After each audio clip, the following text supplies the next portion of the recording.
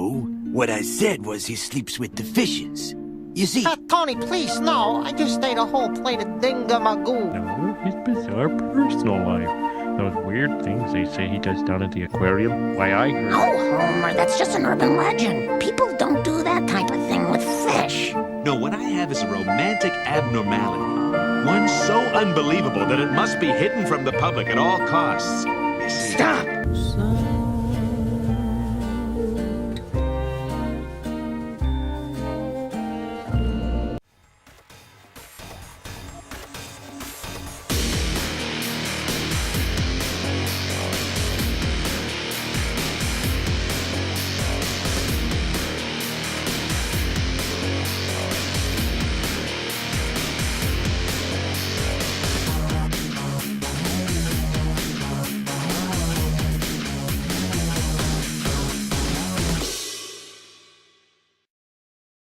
Hey everybody, Sexy Matt the Pharaoh Wizard here. So I finally saw it, one of my favorite director's new movies, and the movie that got 13 Academy Award nominations, including Best Picture, Best Director, and Best Screenplay, The Shape of Water.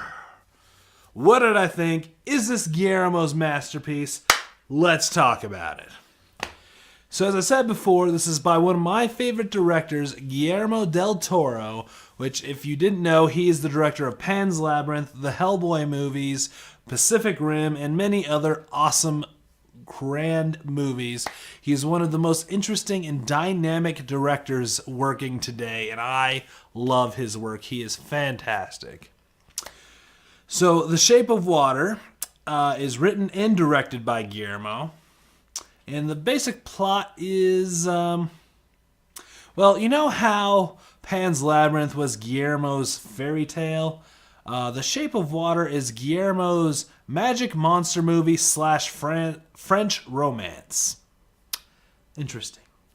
And what I mean by magic monster movie, if you didn't know, is like E.T. or Stranger Things Season 1, to be honest, where you find a monster and he turns out he's really kind and has special powers, things like that. It's that sort of movie, but also meshed in with a romance. So basically our lead character, Elsa, is working at this facility, and this facility brings in this, what's known as the Amphibian Man.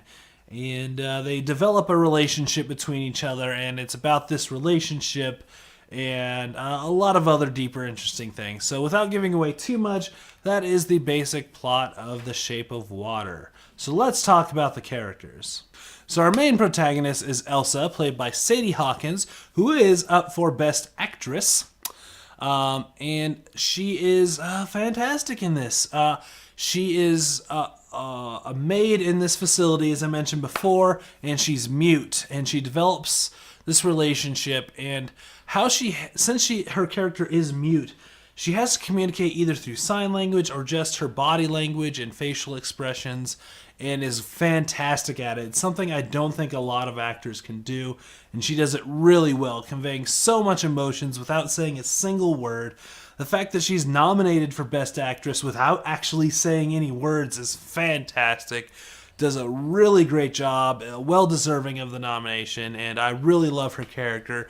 Does some interesting things, and just all around very awesome. I really love this character.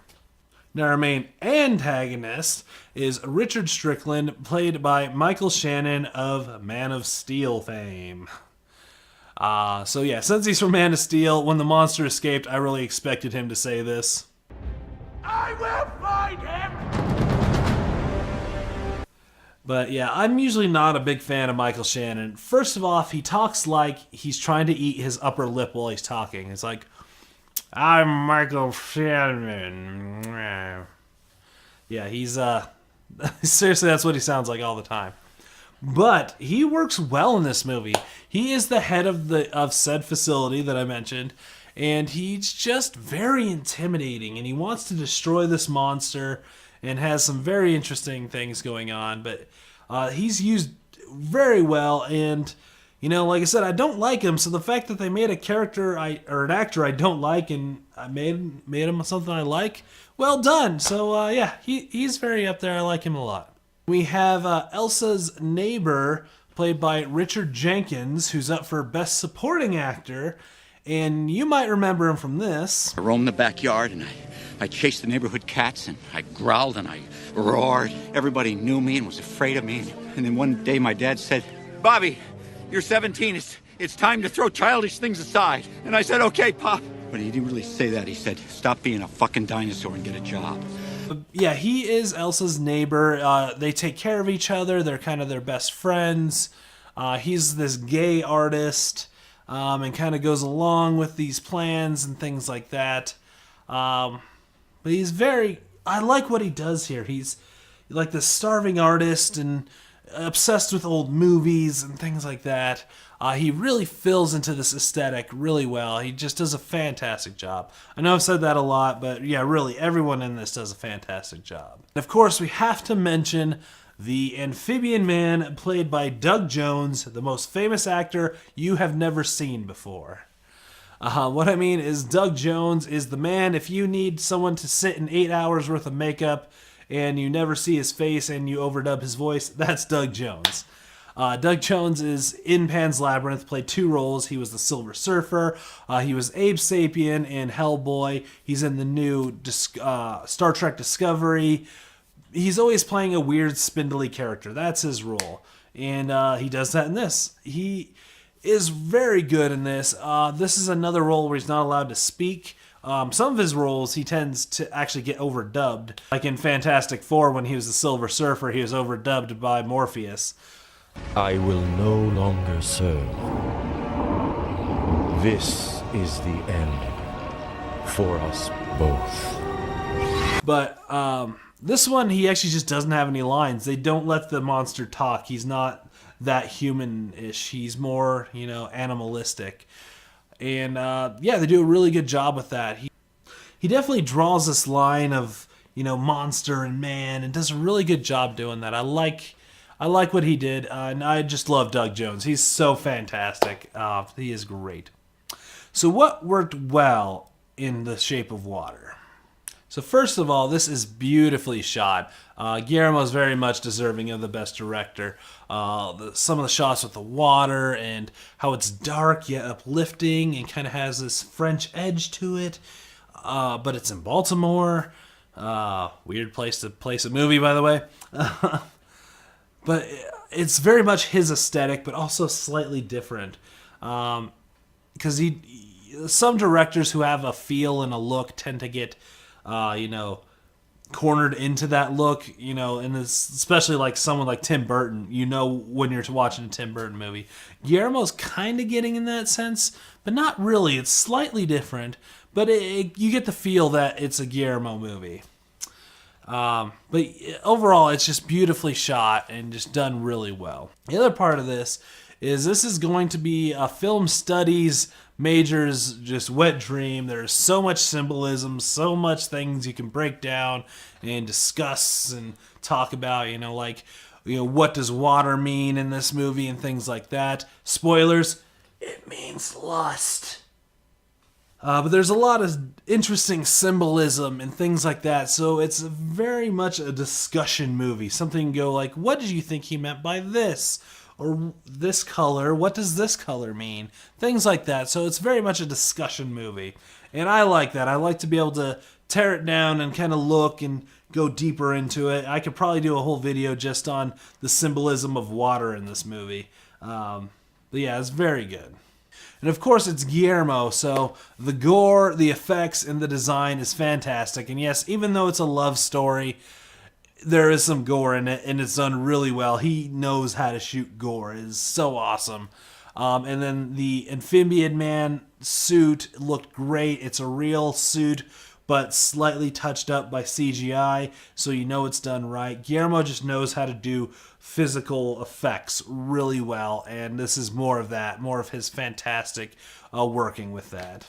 Another thing I really liked, which I said before, it's a magic monster movie, so I was assuming it was going to hit certain beats and kind of do that, and it sort of does, but doesn't. It slightly turns that on its head, and you're not sure where this movie's going, and I like that. It's not spelled out really well, so you're kind of like, oh, this part's coming up. Okay, that's where this movie's going. Oh, well, that was taken care of very fast, so where are we going now? Oh, okay, and it's a lot of that. So it keeps you on your toes, keeps you guessing, keeps you wanting to know where it's going, and I like that a lot. And as I mentioned with my characters, every actor in this movie is on their A game, and they are all used to their best potential. Even another actress is being nominated for Best Supporting Actress. It's just everyone's used to their best potential, and it's really well done. Just everyone's on their A game. It's fantastic. But no movie is perfect. Where does The Shape of Water fall short? Well, since it's named The Shape of Water, I assumed this is going to be an in-depth analysis on fluid dynamics, and I didn't get any of that, and it's total bullshit. It's just like when I read To Kill a Mockingbird, and it had absolutely no hints on how to stop that damn bird from building nests in my chimney. So really, my main complaint of this, even though it sounds like it's not a complaint, I guess, I don't know. But it's very arty. It's an art movie. It's an arty movie. Which some people I could see not really liking it. Especially the way that it was kind of sold and trailered like this monster movie and this mystery. But no, it's a love story. And it's a very arty love story at that. So if you're looking for something where you're like chewing down your popcorn like, oh god, yeah. Oh, what's this? Oh, holy crap. No, this is much more like eating one piece at a time. Like, oh, okay, I see what you did there. Oh, very interesting. So, depending on your taste in movie, that could be a negative, it could be a positive. It could be a neutral. I don't know, depends on your taste. I'm just throwing it out there as a negative because I know some people really don't like that type of movie. So there you go. As long with people that don't like that type of movie, this movie is very much about the big picture and not the details. So if you're someone that wants to know like what this facility is about and more of where this creature came from, there's slight hints here and there, but it's not about origins in the past. It's about this single moment. So you're not given a lot of answers. And I'm putting that in the negatives because some people really hate that. Like a lot of people hated that you don't know at the end of Inception if you're dreaming or not. But really, it doesn't matter. It's not about the ending. It's meant to be questioned and dissected and see, did he mean this? And that's kind of what this is. So you're not getting a lot of answers. So if you're someone that needs a lot of answers in movies, and that's not wrong, but if you need like things like that, this isn't your movie. It's not going to spell out a lot. And that's really my main complaints. There's not a lot to directly complain about with this movie. So let's get into spoilers. So jump to this time code here if you want to skip spoilers. And we're doing some spoilers now. So first thing is, no, this is not Guillermo's Creature from the Black Lagoon. And no, this isn't a prequel to Hellboy, even though the designs of all those characters look eerily similar.